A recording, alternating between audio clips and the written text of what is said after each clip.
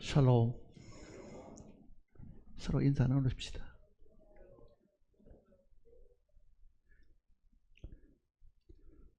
안녕하십니까 하는 뜻이 아니고요. 사실은 처음에 샬롬의 의미가 무엇인지를 제가 한번 말씀을 드렸잖아요. 은혜와 평강이 있을지어다 하는 서신서의 서두의 인사말이 있는데요. 그 내용은 유대인들에게 제사장들에게 백성을 축복하도록 하나님이 명해 놓으신 것입니다. 그러나 우리는 그 명령을 받들어서 내가 만나는 사람, 개인이 되었든지 다수가 되었든지 그네들에게 하나님의 은혜와 평강이 있도록 축복을 명하는 겁니다. 그런 의미에서는 그것이 우리가 하나님 앞에 할 수 있는 일 중에 사실 하나잖아요.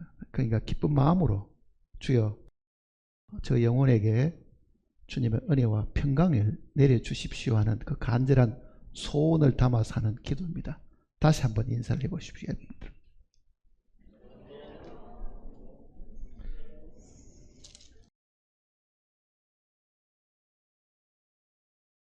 항상 우리가 우리 주변에 있는 식구들을 향해서 어려움 가운데 있든지 혹은 병 가운데 있든지 하나님이 긍휼히 여기시고 위로해 주시고 축복을 내려 주십사 하는 그 마음을 가지고 만일 산다고 하면요, 절대로 문제가 생기지 않습니다. 팔을 안으로 이렇게 끌어당기듯이 모든 것이 자기에게 주어져야 한다고 하면 욕심이 생겨서 충돌이 생길 수 있지만은 하나님이 나보다도 상대방을 먼저 축복해 주시기를 바라는 마음이 있다고 하면은 사람과 사람 사이에서도 절대로 충돌이 사실은 생기지 않습니다. 그것이 사도의 가르침이기도 하지요. 자기의 유익을 구하지 말고 남의 유익을 구하라는 그 말씀대로 만일 우리가 산다고 하면은 하나님의 교회가 사랑으로 아마 가득 차게 될 겁니다.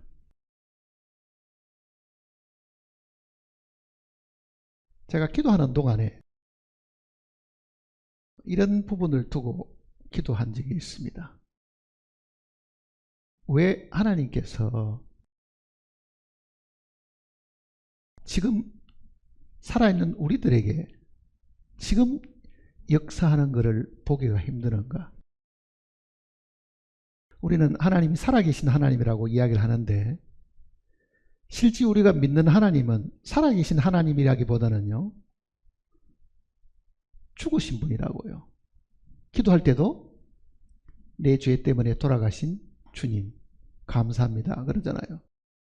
그러니 우리가 믿는 하나님이 대부분 과거에 머물러 있지 지금 내가 고통을 당하고 괴로움을 당하고 어려움이 있고 생활에 많은 문제가 있는데 왜 실제 지금 이 시간에 그 하나님이 도움이 안 되느냐 그 얘기잖아요. 왜 그 하나님이 나에게 뭔가 도와주시는 것 같지도 않고 나는 울부짖는데 왜 실제 현재 이 하나님이 되지 못하는가? 그저 눈을 감으면은 나는 믿고 구원을 받았으니까 과거에 내 대신 2000년에 이 땅에 오셔서 죽으신 그 주님 때문에 미래에 내가 천국은 갈 수 있다는 그 확신은 가지고 있지만은 내가 살아가는 이 생애 동안에 그게 20년이 됐든지 30년이 됐든지 죽을 때까지 내가 육신을 가지고 사는 그 기간 동안에 왜 실제 그 살아계신다고 하는 그 하나님이 내 생활 속에 내 환경 속에 내 어려움 속에 내가 병들어 있는 지금은 왜 그 하나님이 나타나시지 않는가? 왜 역사하지 않는가? 그래서 내가 믿는 하나님은 과거에 내가 지었던 그 모든 죄만 사하시는 분이시냐? 왜 그분이 능력이 되셔가지고 지금은 나타나지 않는가?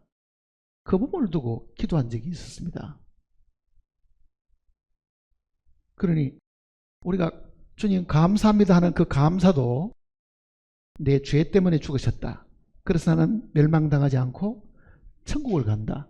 그러잖아요. 천국을 간다.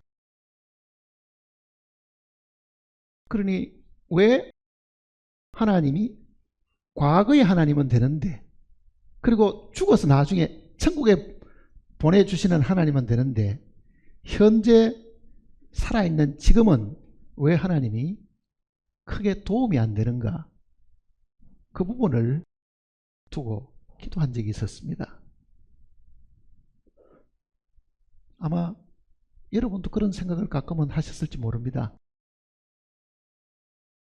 기도는 했지만은 응답도 없고 별로 실제 지금 이 시간에 별로 도움이 안 되는 하나님 같잖아요. 그래서 성경을 읽어보고 기도하고 묵상하고 왜 그럴까? 왜 지금의 하나님이 안 되는가? 지금의 하나님이 안 되는가? 근데 어느 날 사실은 성경을 읽으면서 그 답을 사실은 확실하게 제가 얻었습니다. 그 답을요. 그래서 이 내용을 공감하시는 분들이 정말 아플 때에, 아니면 내가 지금 부도가 나가지고 지금 이렇게 어렵고, 아니면 집에 무슨 사고가 생겼고 내가 고통스럽고 괴롭고 답답한데, 이럴 때 하나님이 어떻게 역사하시도록 할 수 있으며 진짜 그럴 때도 하나님이 역사하시는가? 예수 그리스도는 내가 죄인을 위해서 이 땅에 오셨다 하셨으니까, 죄인을 위해서 오신 주님은 죄 때문에는 필요하지만은 그 다음 다른 일에는 별로 소용이 없는 것 같은 그 생각을 하기가 사실은 쉽잖아요. 저도 그 부분에 대해서 굉장히 큰 의문을 사실 가지고 있었습니다. 왜 하나님이 실제 현재 하나님이 되지 않는가? 왜 실제 하나님이 되지 않는가? 그러면은 우리는 기도할 때도요, 살아계신 하나님 혹은 권능의 하나님 그렇게 표현하잖아요. 살아계시면 과거에도 살아계시고 지금도 살아계시고 앞으로 살아계셔야 되니까, 지금도 살아계셔야 되니까 그 살아계신 하나님이 나하고 어떻게 교제가 되느냐, 어떻게 하나님과 교감할 수 있는가, 어떻게 그 능력의 하나님을 내 이 어려움 속에 모셔들여 가지고 해결을 받을 수 있느냐, 그 부분을 고민을 한 적이 있었습니다.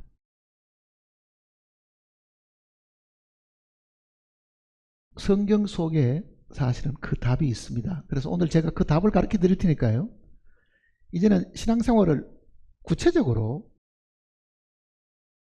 하나하나씩 그렇게 해결을 하시면서 그걸 보셔야 됩니다. 이사야서 62장을 보시겠습니다.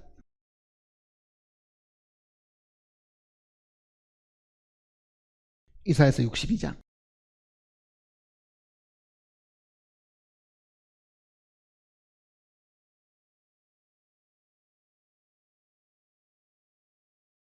이사야 62장 6절입니다.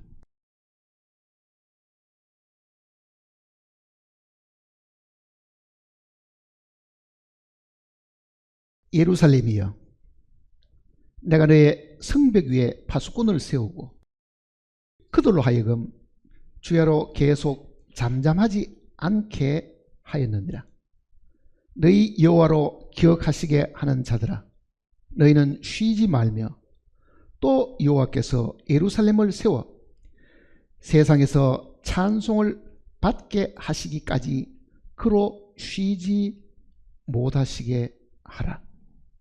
이게 답입니다.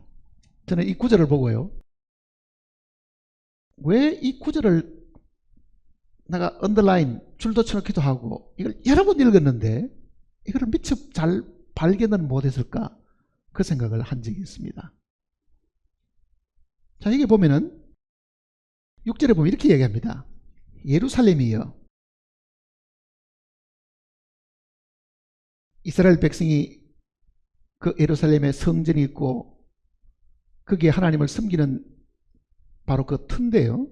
예루살렘이여, 내가 너의 성벽 위에 파수꾼을 세우고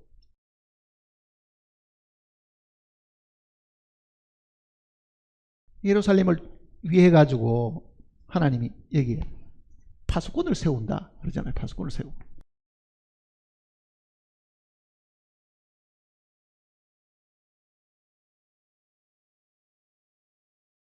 파수꾼이 뭐냐? 그 얘기입니다. 하나님이 예루살렘을 위해 가지고 파수꾼을 세우시는데 이 이사야 선지자가 이제 그 내용을 이야기하잖아요. 파수꾼을 세웠다. 파수꾼이라는 것은 보초 서는 겁니다. 요즘으로 말하면 적들이 쳐들어오는지 무슨 일이 생기는지 항상 이래 살피고 지켜보고 보살피는 사람들이 파수꾼이잖아요. 그러니까 하나님의 도성 예루살렘을 위해 가지고 하나님이 파수꾼을 세워놓으셨다. 그 예루살렘은 신약시대는요 우리를 두고 하는 이야기입니다. 우리가 장차 새 예루살렘이 되는 거잖아요. 자, 하나님이 자기 백성이 사는 곳에 파수꾼을 세워놓으시는데 이 파수꾼은 지키고 돌보고 관리하고 하는 사람들입니다. 이거는 영적으로 의미는요 기도하는 사람을 두고 하는 이야기입니다. 기도하는 사람.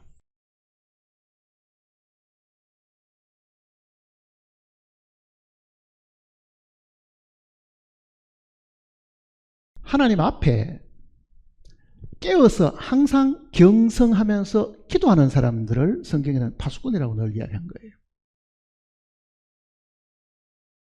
그러면은 우리는 하나님의 교회에 속한 사람들이고 우리 각자가 혹은 구약시대 같으면은 선지자들이나 혹은 왕들이나 그 백성을 보살피고 관리하고 지키고 하는 그 사람들을 파수꾼으로 세우셨고 그네들이 하나님 앞에 항상 돌봐주시기를 지켜주시기를 기도하는 사람들이거든요. 그러니 이스라엘 백성들을 향해서도 하나님이 파수꾼을 세워가지고 그 성을 지켜주시도록 기도하는데 여기 보세요. 예루살렘이여 내가 너의 성벽 위에 파수꾼을 세우고 그들로 하여금 주야로 계속 잠잠하지 않게 하였느니라. 자, 파수꾼이 계속 잠잠하지 않는다는 말은 뭡니까? 입을 계속 열어가지고 경고하기도 하고 백성들에게 하나님께 기도하기도 하고 하는 그 사역을 이야기하거든요. 그러니까 계속 잠잠하지 않게 하였느니라. 꾸준히 하나님의 일꾼들이 하나님께 고해가지고 그 얘기입니다. 그 다음 보시면요. 너희 여호와로 기억하시게 하는 자들아 너희는 쉬지 말며. 자, 이 말씀이 굉장히 중요한 내용입니다. 너희 여호와로 기억하시게 하는 자들아 너희는 쉬지 말며. 자, 이게 무슨 의미가 있습니까? 우리말인데 조금 어려운 것 같죠? 너희 여호와로 기억하시게 하는 자들아. 그게 무슨 뜻인 것 같아요? 너희 여호와로 기억하시게 하는 자들아. 여호와로 기억하시게 하는 자. 이거는 이 파수꾼들이 하나님께 기도하는 사람들인데요. 그 기도할 때 어떻게 하느냐? 하나님이 기억하시도록끔 기도하라. 그 이야기입니다. 그러니까 여기에 뭐를 여기 사이에 넣으면 되느냐 하면요. 너희 여호와로 하는 다음 구절에다가 그 사이에다가요. 약속들을 기억하게 하시는 자들아. 이렇게 됩니다. 하나님이 하신 약속들을 기억하게 하시는 자들아. 자, 그러면 어떻게 됩니까? 하나님께로 위임을 받은 왕들이나 선지자들이 하나님이 택한 백성입니다. 아브라함과 이삭과 야곱을 통해 가지고 하나님이 이 백성들을 앞으로 장차 어떻게 하시겠다고 약속을 하셨습니다. 그러니 하나님은 반드시 그 약속하신 대로 이 백성을 돌보셔야 됩니다. 이 백성들이 혹시 잘못이 있어도 하나님 버려서는 안 됩니다. 그렇게 하나님이 하신 약속들을 하나님으로 기억하게 하시는 자들아. 그런 뜻입니다. 그러니까 파수꾼들이 하는 일이 뭡니까? 하나님께서 이 백성을 지켜달라고 기도하는데 하나님의 이 백성을 지켜주십시오 이렇게 맹목적으로 기도하는 게 아니고요. 하나님이 자기가 먼저 하신 약속들을 지키시도록 하나님 이걸 기억하셨다가 당신이 하신 말씀이니까 이거 기억하셔가지고 이 백성을 지켜주십시오 이렇게 하라는 뜻입니다. 그러니까 너희 여호와로 약속들을 즉 하신 약속들을 기억하시게 하는 자들아.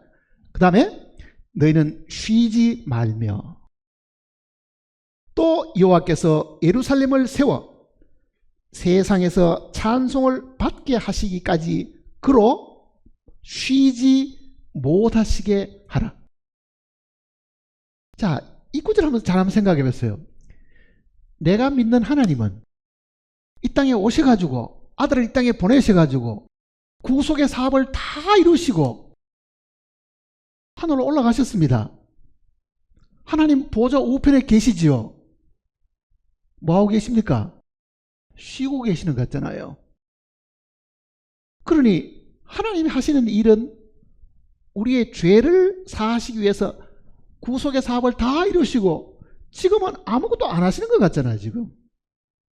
근데 이 내용은 뭐를 얘기하냐면은 하나님으로 쉬지 못하시게 하라. 하나님이 일을 하시도록 하라.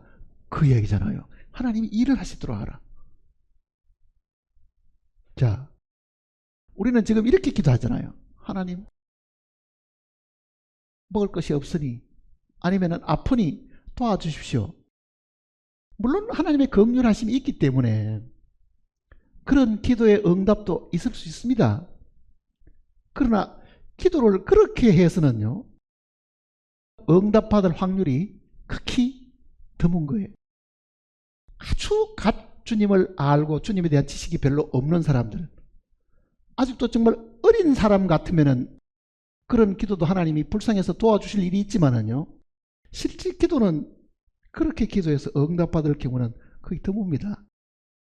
근데 이 내용을 보면은 예루살렘을 세워 세상에서 찬송을 받게 하시기까지 그로 쉬지 못하시게 하라. 자, 기도하는 사람은 어떻게 기도하면 하나님이 쉬지 못하시게 되는가? 그거를 우리가 이 성경의 원리를 잘 알면은요, 오늘 우리는 현재 지금 이 시간에도 하나님의 그 능력을 경험할 수 있습니다. 하나님이 내 병 중에, 내 고난 중에, 내 어려움 중에 정말 마음이 찢어지고 아픈 이 괴로움 속에서도 그 능력의 하나님이 역사하시는 것을 경험할 수 있습니다. 문제는 하나님이 쉬고 있으면은, 하나님이 일을 안 하시면은 내가 어떻게 그 도움을 받을 수 있겠어요? 하나님이 나를 위해서 일을 하셔야만, 쉬지 않으셔야만 내가 도움을 받을 수 있잖아요. 그러니까 분명히 여기도 예루살렘을 세워 세상에서 찬송을 받게 하시기까지, 그건 장차 있을 신약시대 성도들에게는 이게 새 예루살렘입니다. 주님이 다시 이 땅에 오셔서 새 예루살렘을 완성하는 그날까지 그로 쉬지 못하시게 하라. 자, 쉬지 못하시게 하라. 하나님으로 하여금 하나님을 절대로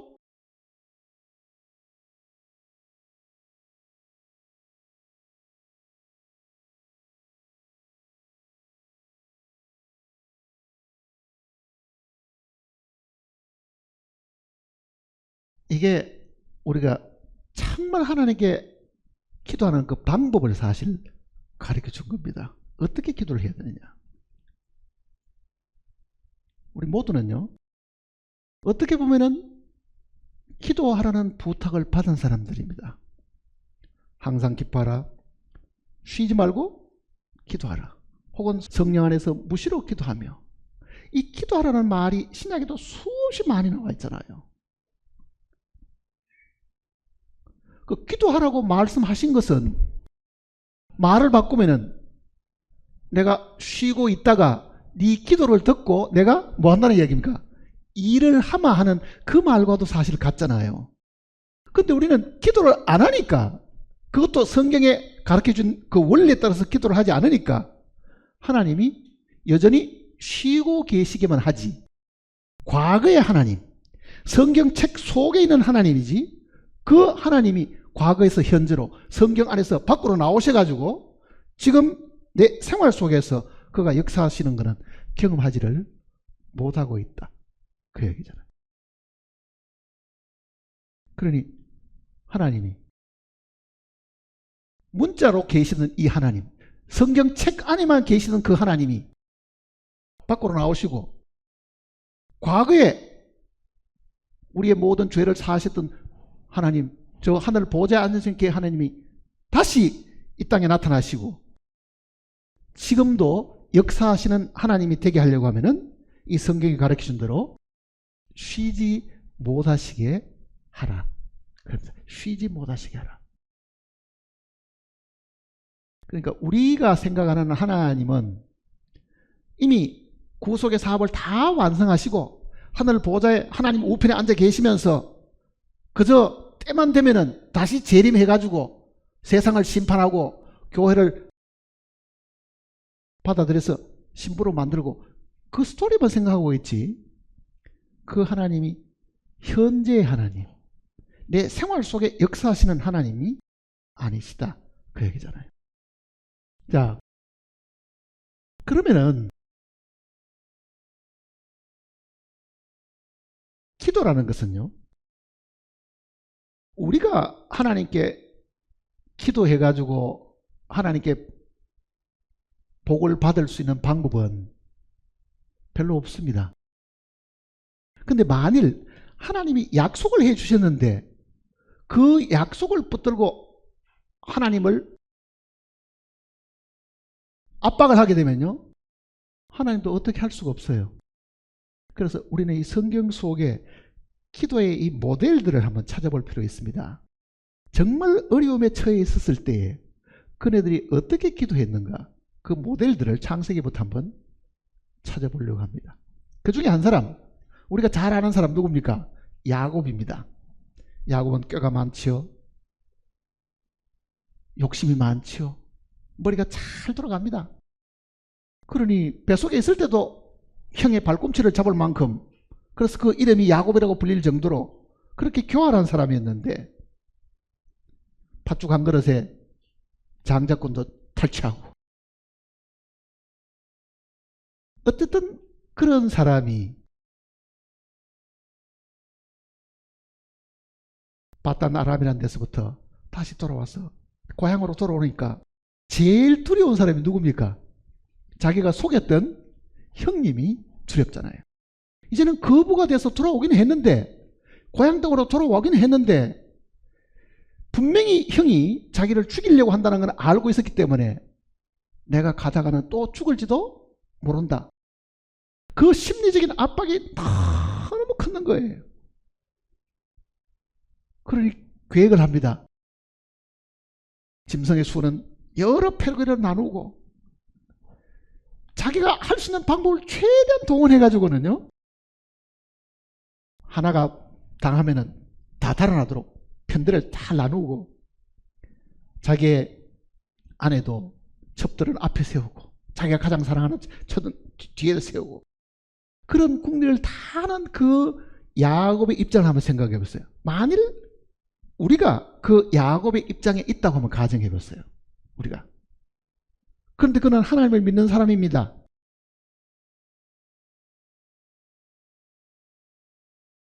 죽을지도 모른다는 그 위급한 상황을 눈앞에 두고 그가 하나님께 기도한 내용을 보세요. 어떻게 기도하는가? 그게 오늘 우리가 하나님을 쉬지 못하게 하는 방법이라고요.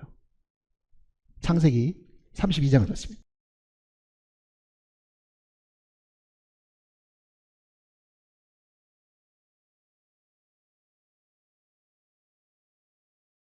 창세기 32장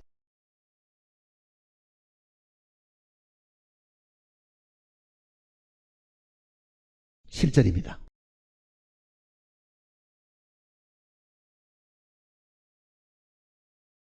32장 7절.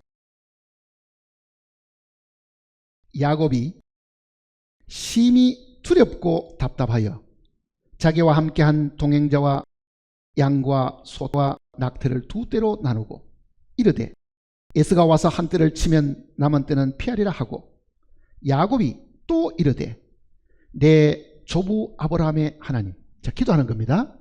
내 조부 아브라함의 하나님, 내 아버지 이삭의 하나님 여호와여, 주께서 전에 내게 명하시기를 내 고향 내 족속에게로 돌아가라, 내가 내게 은혜를 베풀리라 하셨나이다. 자, 야곱이 기도하는 내용 속에 뭐를 이야기합니까? 하나님이 먼저 하셨던 약속을 먼저 들추어내잖아요.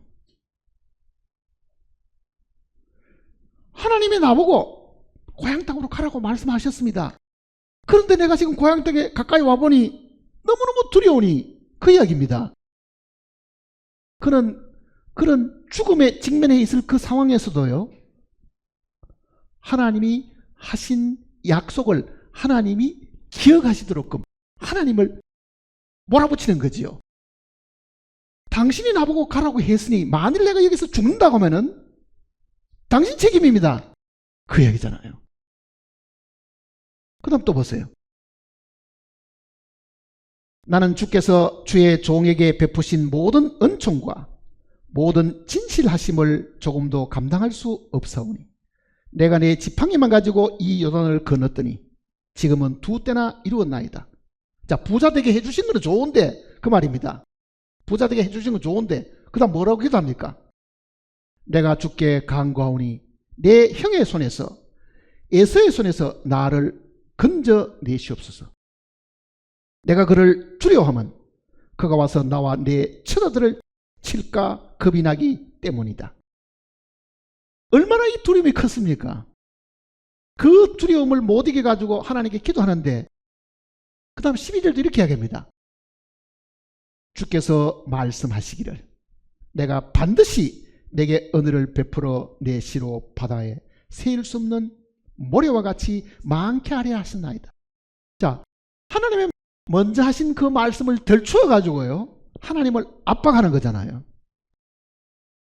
고향에 돌아가라고 하는 것도 하나님이신데 내가 지금 보니 우리 형이 군대를 400명이나 거느리고 지금 나를 맞으러 온다 그러니 나만 죽는 게 아니고 내 가족도 지금 몰살하게 생겼는데 내가 죽어뿐다고 하면은 당신이 약속한 대로 네 후손이 하늘의 별과 같고 바다의 모래같이 된다는 그 말이 어떻게 이루어지겠습니까? 그러니 분명히 당신이 하신 말씀을 당신이 기억하셨다가 이걸 이루셔야 됩니다. 그게 기도하는 방법입니다. 기도하는 방법이라고요. 그러면은 하나님도 들으시고 뭐라고 생각하시겠어요?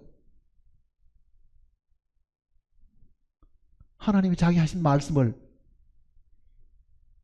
야, 그때 내가 그렇게 말했지만 내 마음이 바뀌었다, 뭐 이렇게 이야기 하시겠어요?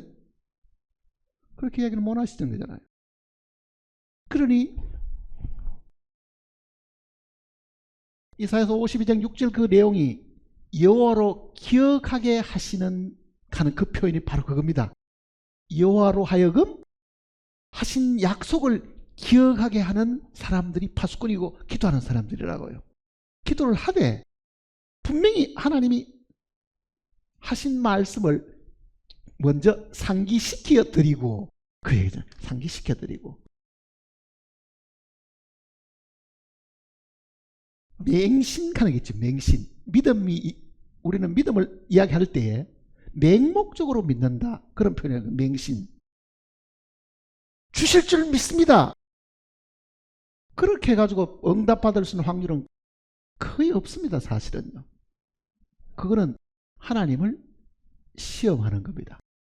하나님이 주시겠다고 약속도 안 했는데 자기가 주실 줄을 믿고 계속 기도하는 거는요, 맹목적인 믿음이고 맹목적인 기도입니다. 그런 기도는 응답을 못 받는다고요. 사실은. 이 야곱이 기도하듯이 당신이 전에 그런 말씀하셨고 축복도 당신이 약속을 하셨는데 내가 죽으면 당신의 약속이 어떻게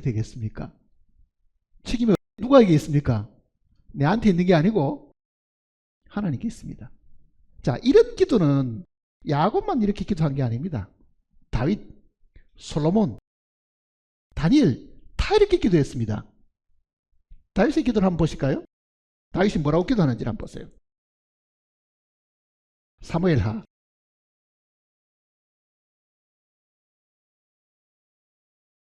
7장을 보십시다.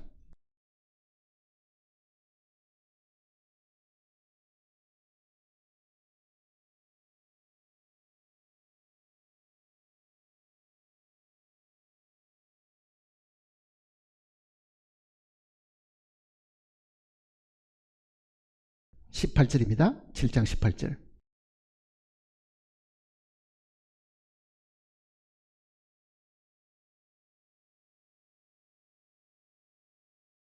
다윗 왕이 여호와 앞에 들어가 앉아서 이르되 주 여호와여 나는 누구이며 내 짐은 무엇이기에 나를 여기에 이르게 하셨나이까. 주 여호와여 주께서 이것을 오히려 적게 여기시고 또 종의 집에 있을 먼 장래일까지도 말씀하셨나이다. 주 여호와여 이것이 사람의 법이니이다. 자, 이렇게 기도를 시작을 하면서요, 어떻게 기도하는 걸 봤어요? 27절을 보시면요, 7장 27절 같이 읽어봅시다. 만군의 여호와 이스라엘의 하나님이여 주의 종의 귀를 여시고 이러시기를 내가 너를 위하여 집을 세우리라 하셨으므로 주의 종이 이 기도로 주께 간구할 마음이 생겼나이다. 자, 당신이 나에게 먼저 내 집을 이제는 영원한 이 집으로 세우겠다고 약속을 하셨으니까 그 얘기입니다. 이 약속을 기초로 해서 내가 간구할 마음이 생겼나이다 그러잖아요. 그 다음에 28절은 주 여호와여 오직 주는 하나님이시며 주의 말씀들이 참되시니다. 즉 하나님이 약속하신 것은 틀림없다 그 얘기잖아요. 주께서 이 좋은 것을 주의 종에게 말씀하셨사오니 이제 청하건대 종의 집에 복을 주사 주 앞에 영원히 있게 하옵소서. 주 여호와께서 말씀하셨사오니 주의 종의 집이 영원히 복을 받게 하옵소서. 자, 다윗은 우리 가정이 하나님께 복을 받아야 되는데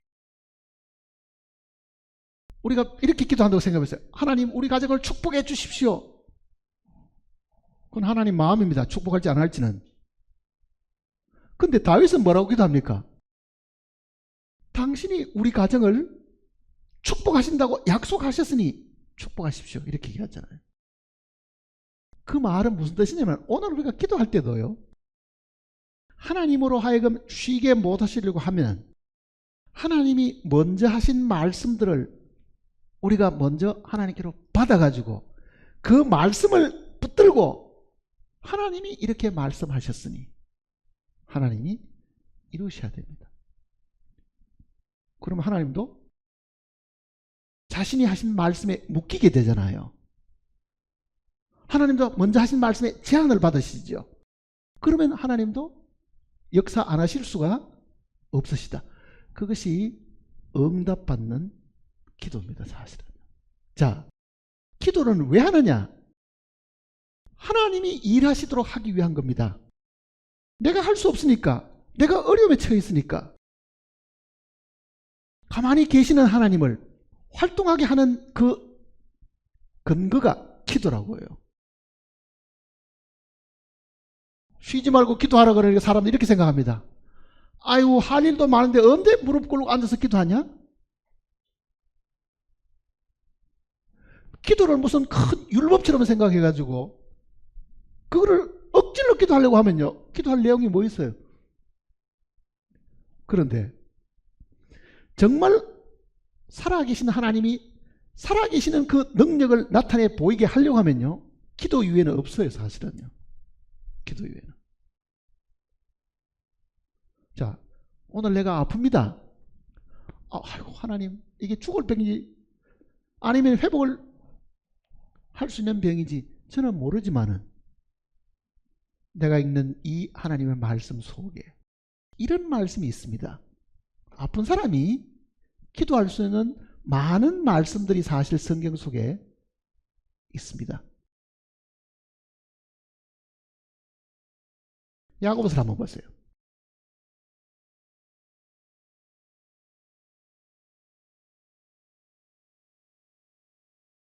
5장입니다. 야고보서 5장.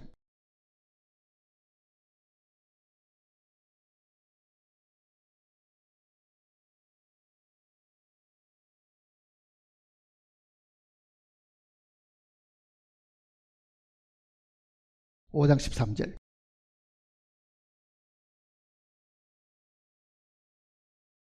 오 장 13절.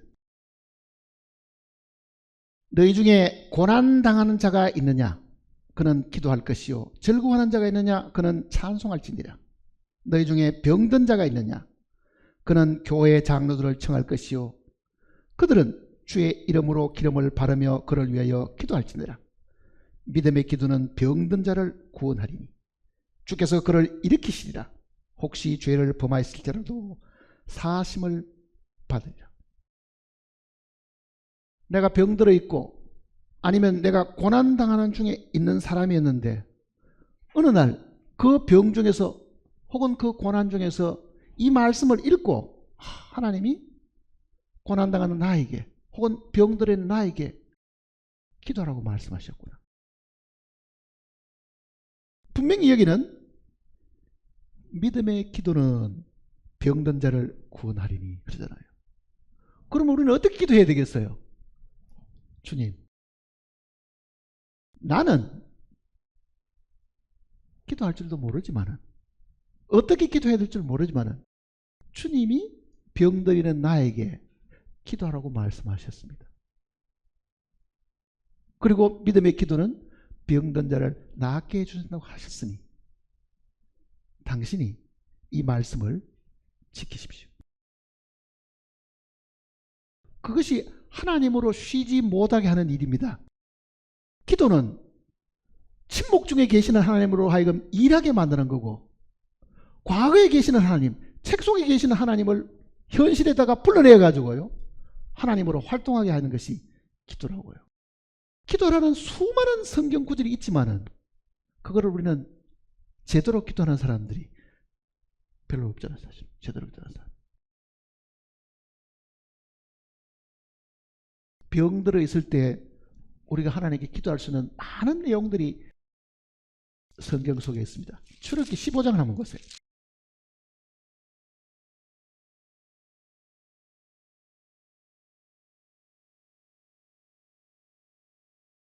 출애굽기 15장.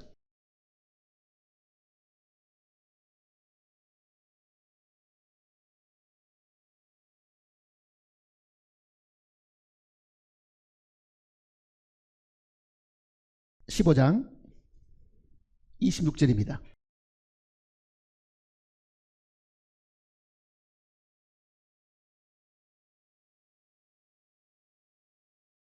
이르시되 너희가 너희 하나님 나 여호와의 말을 들어 순종하고 내가 보기에 의를 행하며 내 계명에 귀를 기울이며 내 모든 규례를 지키며 내가 애굽 사람에게 내린 모든 질병 중 하나도 너에게 내리지 아니하리니 나는 너희를 치료하는 여호와입니다. 자, 이 구절도요 병들었을 때 굉장히 우리에게 위로를 주는 말씀입니다. 내가 믿는 하나님이 치료하시는 하나님이라고 말씀하셨으니 주님께서 이 병을 낫게 하십시오.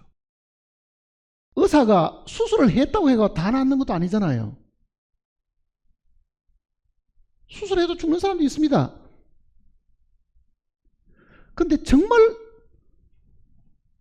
하나님을 우리가 간구하는 그 기도 속에 당신이 치료하시는 하나님이시니까 분명히 그 약속을 주셨으니 나는 이 약속을 붙들고 하나님께 기도합니다. 시편 41편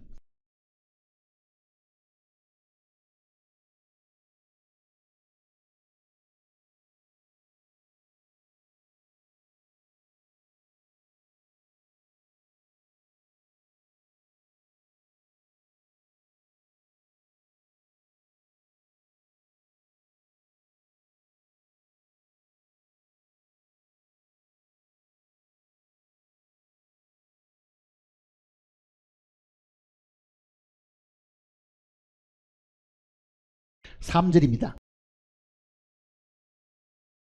같이 읽어보겠습니다. 여호와께서 그를 병상에서 붙드시고 그가 누워있을 때마다 그의 병을 고쳐주시는 아이다. 어느 날 정말 우리가 이 말씀을 받게 되면요, 그 말씀은 야곱이 하나님께 직접 계시로 들은 말씀하고 같은 이야기입니다. 이전에 하나님이 나보고 고향으로 돌아가라고 말씀하셨습니다. 그거 들었던 말씀이잖아요. 오늘 우리도 이 기록된 말씀을 통해서 우리가 하나님의 말씀으로 받아들이게 되면, 주여, 이 약속대로 내가 병상에 있을 때에 나를 붙들어 주시고, 그 말이잖아요. 내가 누워 있을 때도 내 병을 고쳐 주십시오. 이렇게 만일 하나님의 그 약속을 하나님으로 기억나게 우리가 상기시켜 드려 가지고 그 말씀을 붙들고 만일 우리가 기도한다고 하면은 그 기도는 응답받을 수가 사실은 있다, 그 얘기입니다. 자, 그러면은 우리가 한 가지 이제 이거를 정리해야 될 것이 있는데요, 하나님께서 이미 해놓으신 것, 그걸 우리는 사실이라고 이야기하잖아요. 사실.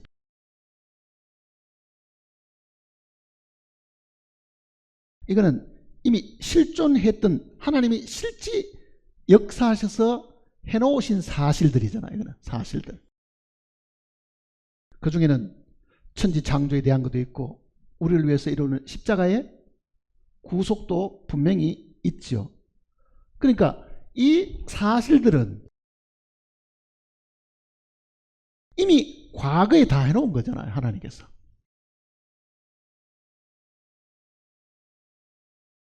과거에 해놓으신 이 사실들은 우리가 내 것으로 삼으려고 하면은요, 방법이 믿음입니다.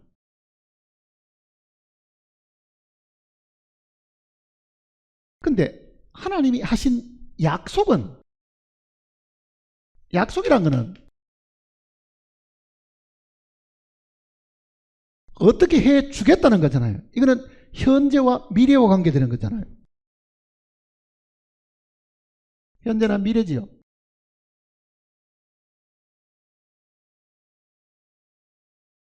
이거는 믿음으로 얻는 게 아닙니다. 이거는 기도로 얻는 거예요, 사실은. 죄 사함은 완성된 것이니까 우리가 받아들이기만 하면 되지만은요, 하나님의 약속, 축복에 대한 것, 앞으로 어떻게 해주겠다든지, 이 모든 것들은 기도가 반드시 있어야 됩니다. 기도로 얻는 거예요.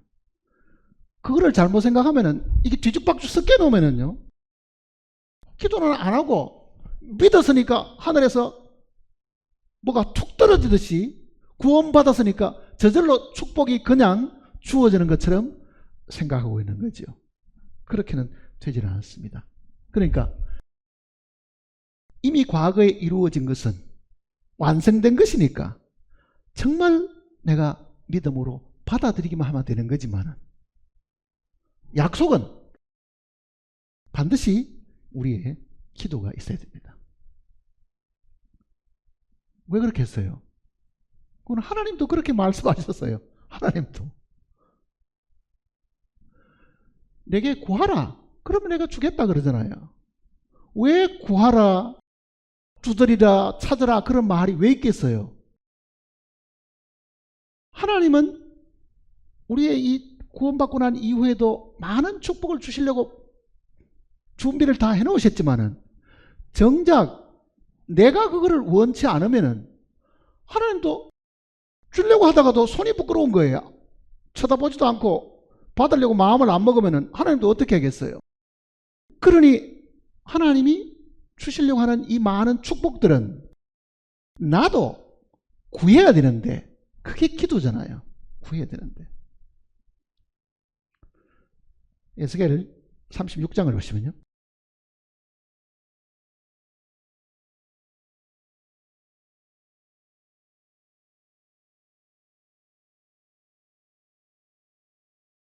에스겔 36장 37절입니다.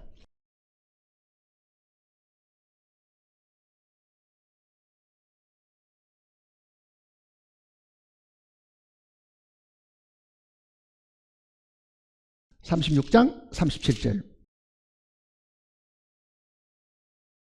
같이 읽어보겠습니다. 주 여호와께서 이같이 말씀하셨느니라. 그래도 이스라엘 자손이 이같이 자기들에게 이루어 주시기를 내게 구하여야 할지라 되었습니다. 자, 이 36장은 하나님이 흩어진 그 유대인들을 다시 고토로 불러 모으신다는 약속입니다. 이스라엘 산들아 너희는 가지를 내고 열매를 내라. 왜? 내 백성이 돌아올 때가 되었다. 그 시작이잖아요. 하나님이 흩어진 모든 백성들을 다 불러 모으시겠다는 약속은 에스겔 선지자를 통해서 이미 그 옛날에 주셨지만은 지금도 이스라엘 백성들은 뭘 해야 됩니까? 그래도 하나님이 약속을 하셨지만은 뭐 한다고요? 나에게 구해야 된다. 그게 기도입니다. 기도. 하나님은 병 고쳐주겠다. 고난 중에 분명히 위로를 주시겠다. 건전해 주겠다고 약속을 다 하셨지만은 내가 기도 안 하면은 얻을 수가 없습니다. 야고보 사도도 그 내용을 이야기했습니다. 야고보서를 보세요. 야고보서 4장.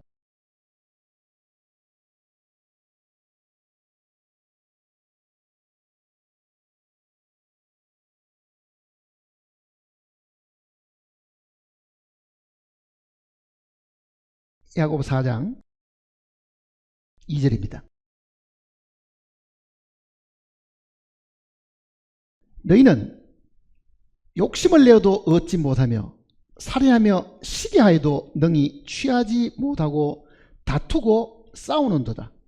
같이 읽어볼까요? 그 다음에 너희가 얻지 못하면 구하지 아니하며요. 구하여도 받지 못하면 정욕으로 쓰려고 잘못 구하기 때문에. 자, 얻지 못하면 구하지 않아서 못 얻는다 그러잖아요. 오늘 지금 우리가 기도를 하지 않았기 때문에, 하나님께 구하지 않았기 때문에, 전심전력으로 찾지 않기 때문에 우리 손에는 모두가 다 빈손입니다. 괴로워도 그 괴로움을 그대로 당하고, 고통을 당해도 그 고통을 그대로 당하고, 하나님께 얻는 게 하나도 없습니다. 하나님이 안 도와주려고 했습니까? 하나님이 그 고난 속에서 우리에게 능력을 주셔가지고 그 고난에서 이기도록 하시려고 하는 약속이 있었다 하더라도요, 그 고통에 매장되어 버리고 그 고통에 희생이 되어버리는 사람이 많고, 사업이 망할 때 사람까지 같이 거기에 휩쓸려가지고 망해버리는 그런 경우가 있지, 거기에서 살아남는 하나님의 능력으로 다시 이름을 입는 그 사람들이 분명히 하나님의 구하지 않음으로 인해서, 그렇게 성경에 구하지 않음으로 인해서 그러잖아요. 우리는 이렇게 생각합니다.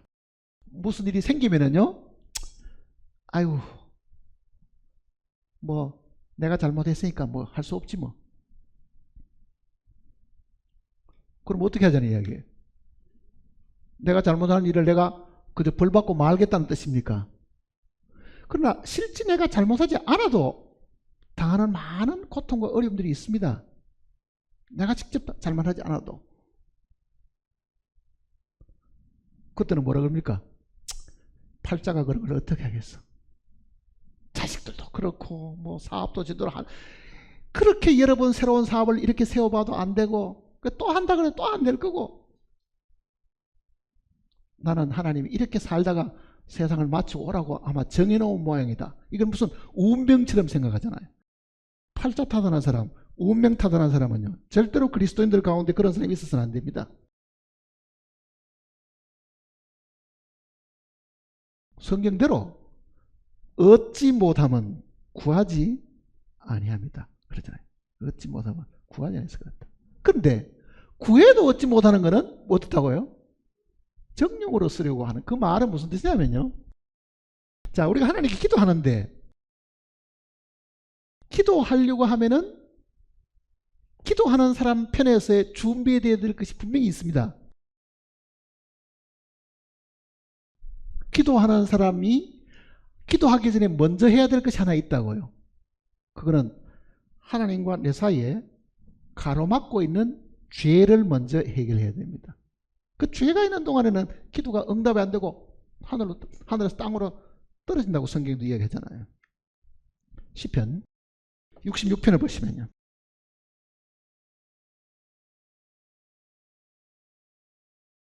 시편 66편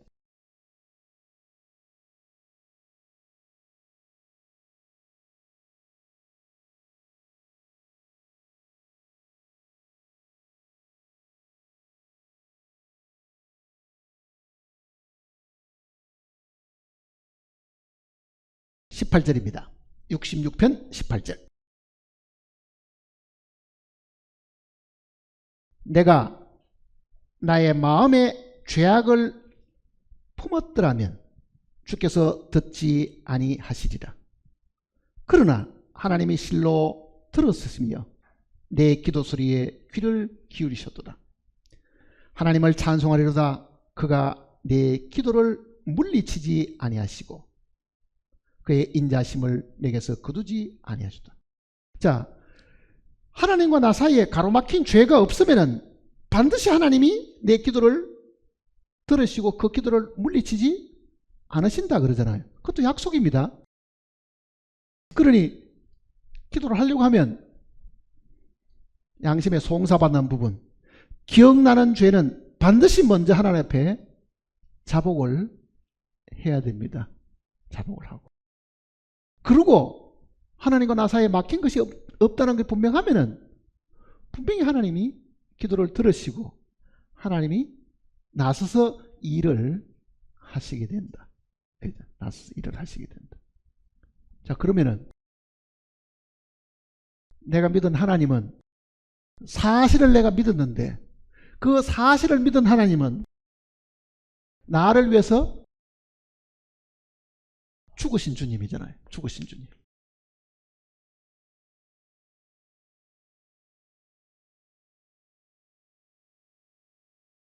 기도를 통해서 우리에게 응답하시는 분은요, 살아계신 분입니다. 부활하시고 살아신 주님이라고 해서 아시잖아요. 근데 대부분 우리는 내 죄 때문에 죽으신 주님에 대한 감사는 많잖아요. 이제 나는 지옥 안 가게 생겼으니까. 보혈을 해서 십자가 달려 그 고통을 당하여 죽으셨다. 제가 오늘 성경 읽다가요, 이런 생각을 했습니다. 주님이 내 대신 죽으신 것이 기쁜 소식이냐 슬픈 소식이냐? 기쁜 소식이면 슬픈 소식입니까? 예수님이 내 죄 때문에 죽으셨다는 것이 기쁜 소식이면 슬픈 소식입니까?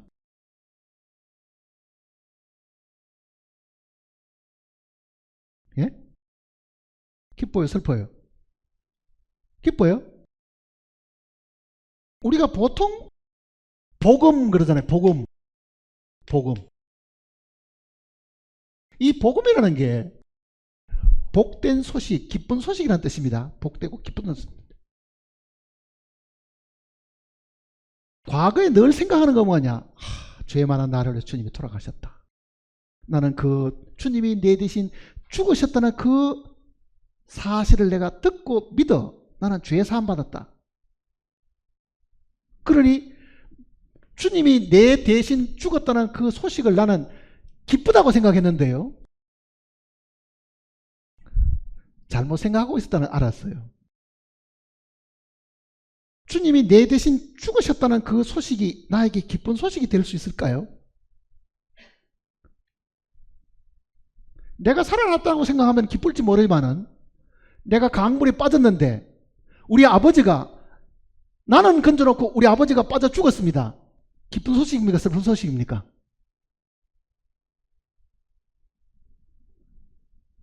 나는 건점을 받았으니까 내 편에 보면은 살았다는 그 사실 때문에 기쁠지 모르지만은요, 그 아버지의 죽음이 나에게 평생 동안 뭐가 됩니까? 고통이 되는 거예요, 사실은요. 근데 만일 예수님이 죽으시기만 하고 부활하지 못했으면 어떻게 되겠어요? 그거는 복된 소식이 아니고 나에게 고통이 주는 소식이죠. 고통이 주는. 그러니 반드시 주님은 죽으신 것뿐만 아니라 뭘 하셔야 됩니까? 나를 건지시고도 다시 살아나셔야 그게 나에게 기쁜 소식이 되지, 죽은 그 자체로만 갖고는 고통스러운 거예요. 예수님이 나를 위해서 죽으신 것은 사실이지만 지금도 죽으셨다고 하면은 내가 그 천국에 가보니 내 대신 죽으신 주님은 안 계시고 나만 거기에 덩그러게 있다. 그게 즐겁겠느냐고요? 절대로 그렇지 않지요. 그러니 복음이라는 것은 내 대신 죽으신 사실만을 생각하고 있으면요, 절대로 복된 소식이 되지 않습니다. 그분이 죽으시고 그 사망의 권세를 이기시고 다시 살아나셔야 되거든요. 그러니까 믿음은 그가 죽어서 이루어 놓은 그 사실들을 믿음으로 내 것이 되게 한 것인데, 그가 살아나셔가지고 나에게 무엇을 하시는가, 그 얘기잖아요. 살아나시가 뭘 하시느냐. 죽으셔가지고 하시는 사실은 나의 모든 죄 때문에 죽으신 것이 분명하지만은, 그가 다시 살아나시가 지금도 역사하신다고 하면은 뭘 하시는 거야?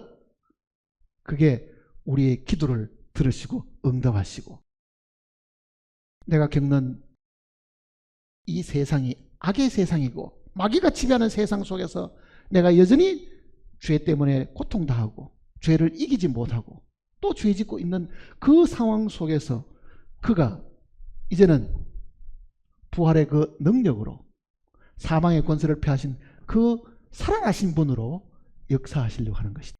그러니까 우리는 죽으신 주님을 믿는 데서부터 한 발자국 더 나아가서 부활하셔가지고 지금도 살아계시니, 그 살아계시는 주님이 지금 내가 살아있을 이때에도 능력을 발휘하셔가지고 모든 사망의 권세에서 나를 폐하시고 나의 괴로움에서, 나의 고통에서, 내가 받는 박해나 핍박에서부터도 지금도 건져주시는 분으로 믿어야 그게 완전한 복음이 된다. 그 얘기입니다. 완전한 복음이 된다.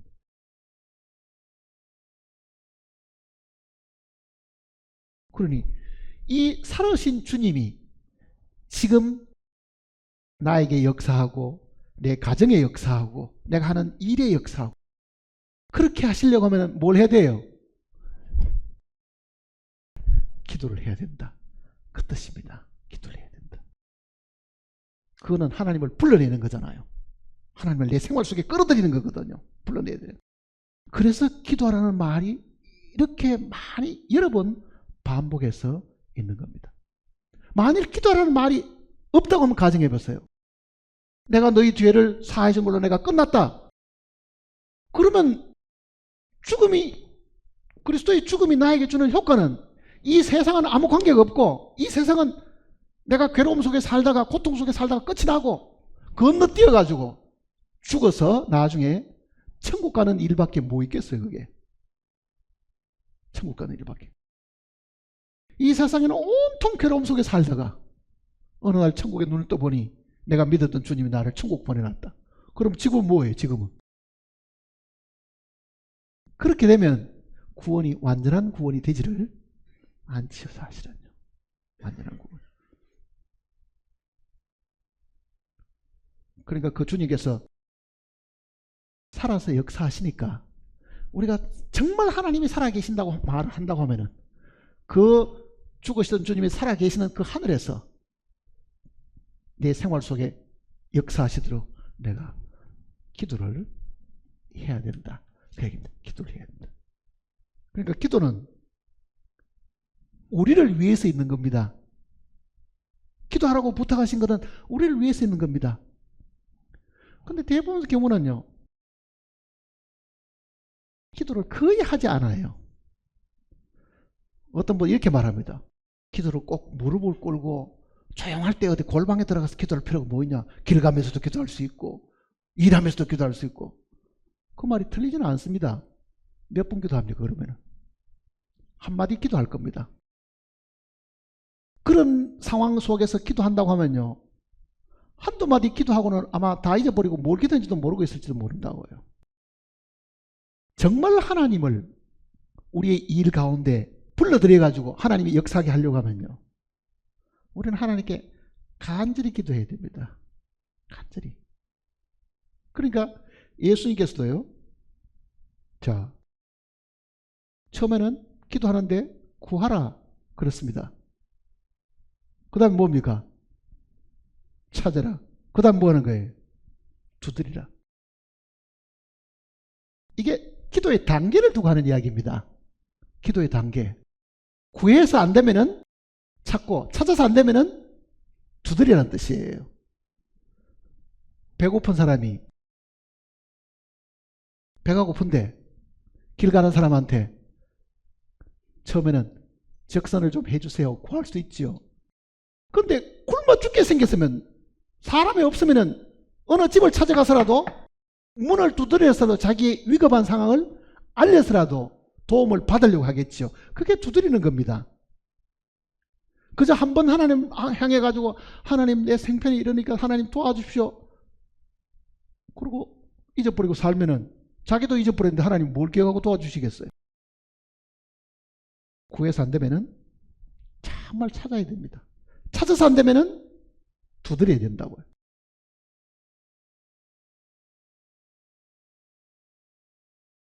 두드릴 때는 뭐를 그냥 뭐 위급할 때 살살 두드리는 사람 봤어요? 뒤에 뭐 강도들이 따라오고 자기를 죽이려고 하면요, 어느 대문 앞에 서가지고 주인이 불쾌하게 생각하든 말든 막 주먹으로 치고 발로 차고 빨리 좀 문 열어다가 살려달라고 아마 그 정도로 다급하게 두드릴 겁니다. 그게 하나님께 그렇게 기도해 본 적이 있습니까? 식음을 전폐하고 정말 메어 달려가지고.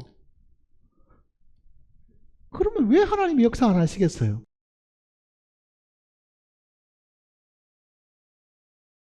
예수님께서 우리에게도 기도의 모범을 가르쳐 주신 부분들이 바로 그 부분입니다. 누가복음 18장을 보십니다.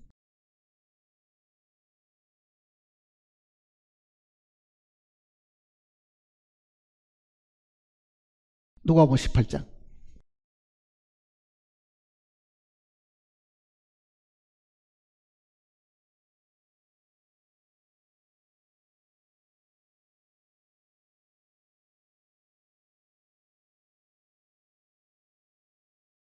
누가복음 18장입니다.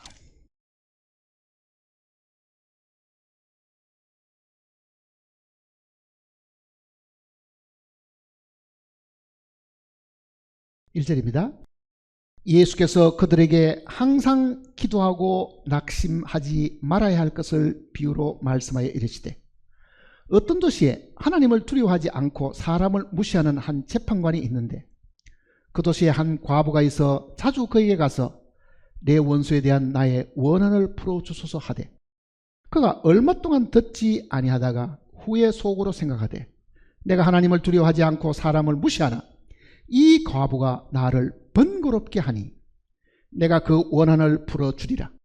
그렇지 않으면 늘 와서 나를 괴롭게 하리라 하였느니라. 주께서 또 이르시되, 불의한 재판정이 말한 것을 들으라. 하물며 하나님께서 그 밤낮 부르짖는 자들의 원한을 풀어주지 아니하시겠느냐? 그들에게 오래 참으시겠냐? 세상에 이 불의한 재판관도 자기가 귀찮아서라도 나중에 들어주는 판인데, 하나님께서 밤낮으로 원수가 봐달라고 하는 그 하나님의 자기의 백성들의 이 기도를 안 들으시겠느냐? 우리의 원수는 누굽니까? 마귀입니다. 마귀가 우리를 괴롭히잖아요. 마귀가 우리를 낙심하게 하고 병들게 하고 고통을 주고 대적에게서 우리를 괴롭히고. 그러니 사실은 사람이 나를 괴롭히는 게 아니라 사람 뒤에 누가 있다는 얘기입니까? 마귀에게 조종당하는 거예요, 사실은요.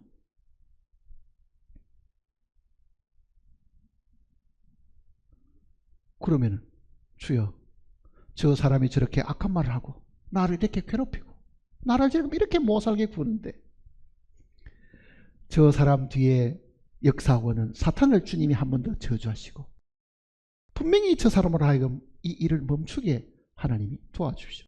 만일 그렇게 기도한다고 하면 하나님이 이 불의의 재판장 비유를 들려주신 이 하나님이 못 들은 척하고 저 하늘에만 계시겠느냐? 나는 죄사함에 대한 사역은 다 끝나고 나는 지금 이 하늘에서 지금 편히 쉬었다가 나중에 재림 때 내려가서 너희 만나자. 그렇게 하시겠냐고요. 그러니 분명히 우리로 하여금 기도하고 또 기도해서 낙심할까 싶어서 이 좋은 비유를 우리에게 말씀해 주셨습니다.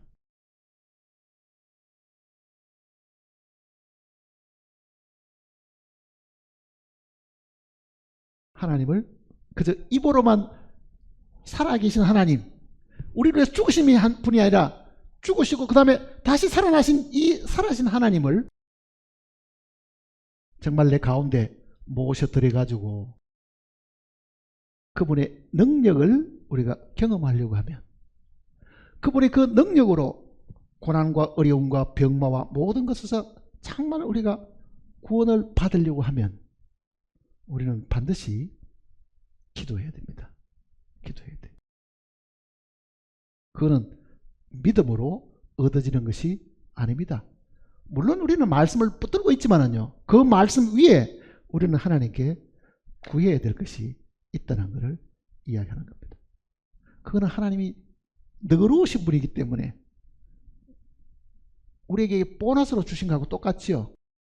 구하기만 하면 내가 다 주마. 이렇게 말씀하는 거 똑같은 겁니다. 사실은.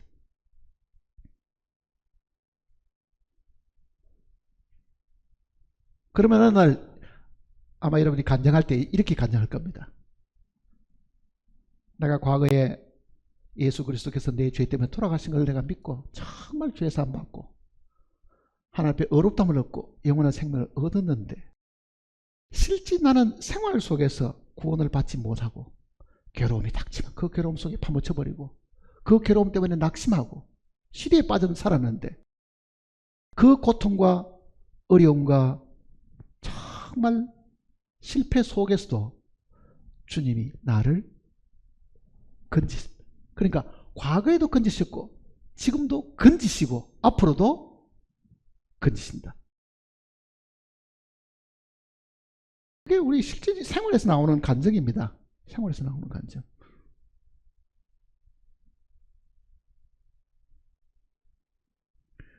하나님의 이 성전 안에는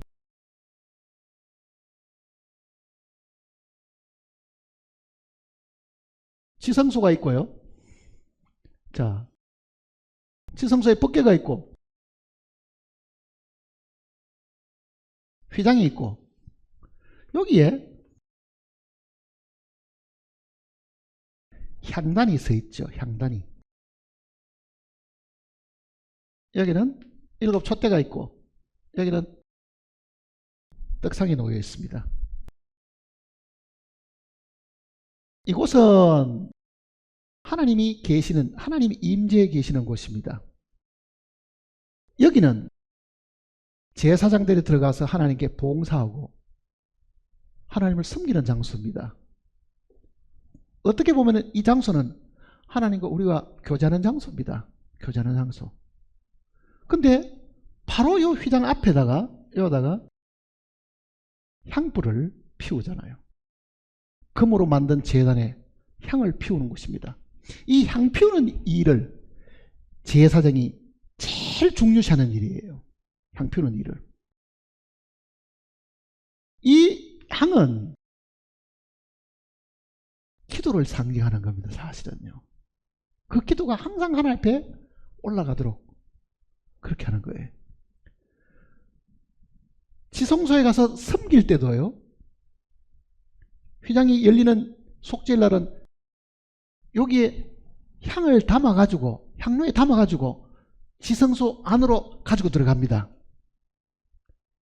그리고 그 향연이 이 지성소를 다 가리도록 꽉 차도록 하는 거예요. 대속죄일 날은. 그러나 대속죄일 안에 평상시에는 여기 못 들어가니까 하나님 앞에서 향을 피우지요. 이 향이 기도입니다. 사실은요. 기도. 자, 우리는 하나님을 섬기는 제사장들인데 그 제사장들이 해야 될 제일 중요한 일이 뭐냐? 제일 가운데는 향불이잖아요. 사실은. 만일 주님의 이 빛이 우리에게 비쳐서 우리의 갈 길을 가르쳐 주시고 이 빛이 우리의 진리이기 때문에 그 진리를 통해서 우리에게 깨달음을 주신다 하더라도 이 향이 없다고 하면은 하나님께 뭐를 우리가 고하고 하나님께 고한 것을 받을 방법이 사실 없잖아요. 떡상은 생명이 되시는 주님 자신을 두고 하는 이야기입니다. 내가 사한 떡이다 그러잖아요. 그러니 신앙생활이 말씀을 듣는 것 이외에도 뭐가 있습니까? 기도가 그게 반드시 있어야 됩니다. 기도가. 성경 보는 시간은 어쨌든 뭐 시간을 내서 열심히 하는 분들이 들어 있습니다. 그 성경을 읽는 만큼 기도도 그 시간만큼 투자를 해야 됩니다. 그건 누굴 위한 겁니까? 하나님을 위한 게 아니고 하나님을 우리 생활에 모셔드려 가지고 하나님을 하여금 우리 가운데 역사하고 하나님의 권능을 나타내 보이시도록 살아계신 하나님을 우리 가운데 나타내 보이는 거죠. 자, 그렇게 하면 어떤 일이 생길 것 같아요? 하나님께 영광이 돌아갑니다. 하나님께 영광이 돌아가는 거예요. 내가 못하는 것을 하나님이 나서서 하시게 되면은 하나님이 하신 일에 대한 하나님이 영광을 얻으시게 되잖아요. 그러니까 기도는 하나님이 내 안에 들어오셔서 자기 일을 하시는 것이고 그 일로 통해서 하나님이 영광 받으시게 하는 겁니다. 영광 받으시게. 이거를 우리가 매일 생활 속에서 잊어버리지 않고 꾸준하게 훈련을 하면은 우리는 주님 만날 때에 부끄러움이 사실 없습니다. 왜 그러겠어요? 살아계신 주님과 현재 생활 속에서 내가 동행하고 있잖아요. 주님이 나를 통해서 역사하고 있는 거예요. 우리는 에녹만 하나님과 동행하다가 하나님께 들려오는 게 아니고요. 우리도 지금 생활 속에 주님을 모셔드려가지고 그 주님이 나를 통해서 역사하시게 되면 주님과 동행하는 삶을 살다가 주님을 만나야 그게 가장 아름다운 겁니다. 사실은.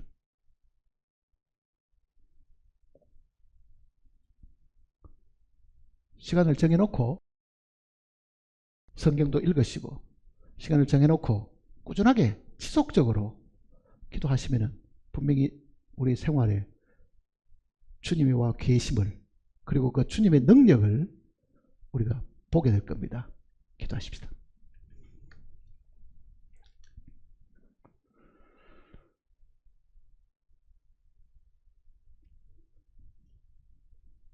우리 죄 때문에 죽으신 것뿐만 아니라 다시 살아나셔서 우리에게 산 소망을 주신 주님. 주님이 살아나신 것은 우리 가운데 역사하시고 권능을 나타내 보이시기 위함을 우리에게 가르쳐 주셨습니다. 불행하게도 우리는 주님이 우리 가운데 역사하시도록끔 시간을 내어드리지 않고 기도하지 않으므로 그저 우리의 생각 속에서만 주님을 모시고 살았지 우리의 삶에서 주님을 모시지 못하고 살았습니다. 우리의 어리석음을 주님께서 깨우쳐 주셨으니 이 시간에 왜 우리 중에 어떤 사람도 주님을 하늘에 그냥 모셔놓고 우리의 마음 속에만 그저 모셔놓고 우리의 실제 삶 속에 역사하는 것을 막는 어리석은 자가 아무도 없게 도와주시옵소서. 매일 삶 속에 주님과 동행하다가 주님을 만나는 아름다운 역사가 있게 인도해 주시옵소서. 우리의 마음속에 무엇을 기도해야 될지 그 내용까지도 주님께서 가르쳐 주실 것을 부탁드리면서 우리 주 예수님의 거룩하신 이름으로 간절히 기도드립니다. 369장입니다. 이 369장을 이 가사를 쓰는 조셉 스크리번에 대한 이야기는 제가 과거에 몇 번 이야기해 드린 적이 있습니다. 이 조셉 스크리번은 영국 그 아일랜드 사람인데요. 젊은 날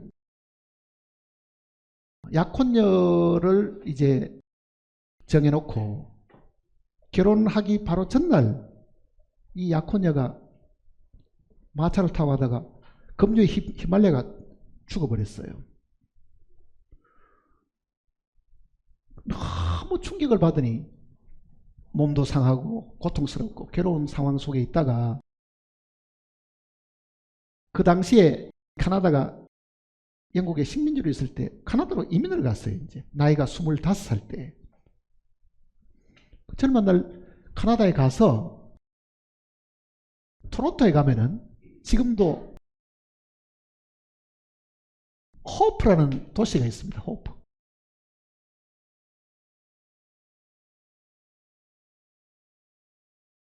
지금도 그 도시가 있는데 이 사람이 살던 데가 있는데요. 그게 이제 호수가 있죠. 라이스 레이크라는 그 호수가 있는데 그 호수가에 어느 대령집에 가정교사로 가 있었어요.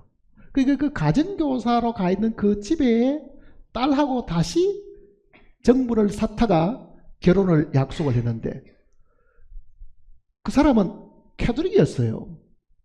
그러니 결혼을 하려고 하면은 자기가 침례교 계통이니까 개종을 해야 되잖아요. 그러니까 이 아가씨가 호프시에 있는 그 호수에서 침례를 받았죠, 사실은. 근데 감기가 들려가 죽었어요, 또. 한 여인만 아니고 두 여인을 사랑했다가 둘 다가 죽어버리니까요. 얼마나 충격을 받았겠어요. 그 고통이라는 건 너무 말할 수 없죠. 너무너무 괴롭고 고통스럽고. 하나님께서 나를 평생에 결혼하지 말라고 하신 모양이다. 독신으로 살한 거죠. 그 독신으로 살면서도 그 마음 속에 하나님을 향한 그 열정은 대단한 사람이었어요. 그래서 늘 불쌍한 사람, 그때 같으면은 도끼를 가지고 나무를 쪼개가지고 벌목해서 이제 장작불을 이렇게 나눠주고 하는 그런 일들을 다 무리로 하고 살다가 어머니가 영국에 계시는데 그 아들을 멀리 보내놓고 늘 병중에 고통스럽게 살고 있으니까 그 어머니를 위로하기 위해서 썼던 이 글이 지금 이 내용입니다. 그는 그 육신의 그 괴로움, 두 여인을 잃어버리고 너무 상처받은 그 괴로움이 있었는데 정말 주님의 그 위로를 어느 날 발견하고 이제는 남을 돕는 사람으로 살다가 결국은 죽었어요. 근데 이 가사 내용이 이거보다는 훨씬 더 본래 깁니다. 긴데 이게 이제 3절까지만 그걸 붙여놨는데 여기도 뭐라고 되어 있나 한번 보세요. 죄짐 맡은 우리 구주 어찌 좋은 친구인지 걱정 근심 무거운 짐 우리 주께 맡기세. 주께 고함 없는 고로 복을 받지 못하네. 주님께 기도를 하지 않았기 때문에 복을 못 받는다 그러잖아요. 주님 기도하지 않았기 때문에. 자기는 그 고통 속에 정말 자기도 자살하고 싶은 그런 충동이 있었는데 그때만 하더라도 노상전도하는 사람들이 많이 있죠. 노상전도하는 사람 막 북치면은 북치고 깽가리 치면은 사람들이 쭉 둘러서 있으면은 그저 박스 하나 갖다 놓고 그 위에 서서 전도하는 사람이 있었거든요. 그 정처 없이 다니다가 그 무리들을 발견한 거예요. 길거리에 전도하는 사람들을. 그래서 거기에서 크게 위로를 받고 하나님 앞에 자신을 이제 드리기로 마음먹고 그리고 그 어머니에게 더 이상 아들을 위해서 걱정하지 마라. 나는 하나님의 위로를 받은 사람이다. 이 편지 같은 이 글을 어머니에게 보내주고 이 글이 어떻게 나중에 알려졌는지는 모르는데요. 한 10년 후에 곡이 붙여서 이 호프시 그 라이스 레이크라는 그 주변에 있는 사람들이 그 찬송을 부르고 있었던 거죠. 그러니까 이 사람이 나중에 그 찬송이 어디서 나오느냐 누가 쓰는지는 모르지만은 너무 가사도 좋고 해서 우리가 이거를 즐겨 부른다 했더니 자기가 어머니에게 보내준 그 편지를 보여주잖아요. 이게 사실은 자기 경험으로 이제 그거를 쓰는 거예요. 이게. 전 세계 캐톨릭을 포함해가지고 가장 많이 불리는 5찬송 중에 이 찬송이 들어있습니다. 전 세계 기독교인들이 부르는 찬송 중에. 그러니까 이 찬송이 나오게 된 거는 그저 앉아서 책상에서 끌적끌적 쓴 게 아니고요. 그 비통하고 어렵고 할 때에 하나님께 받은 그 자기의 그 위로를 여기다가 표현해 놓은 거라고요. 그러니까 우리도 이 찬송 부를 때는요, 가사를 자세히 보세요. 걱정근심 무거운 짐을 다 주께 맡기고 하나님께 고해라, 이렇게 이야기하잖아요. 불러봅시다 이제.